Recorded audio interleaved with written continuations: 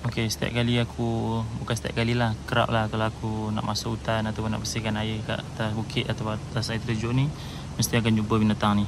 Tempat korang panggil apa binatang ni? Gigit dia macam anai tapi dia besar. Kepala besar. Korang panggil apa? Okey, lepas tu ni antara jalan-jalan lah, ataupun lorong-lorong yang aku kena lalu, kena tempuh setiap kali aku nak pergi bersihkan kawasan tadahan ataupun sumber air kita orang. Bukan aku seorang yang pakai, pipe ni ramai. Dan ini baru satu tempat, banyak lagi tempat-tempat lain dalam kampung.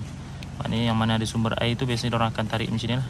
Kalau korang boleh nampak tu, ada pipe-pipe warna hitam ni kan.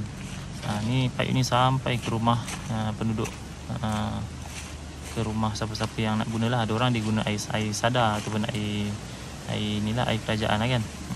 Yang ni orang yang nak air free lah, kena buat pakai air ni lah.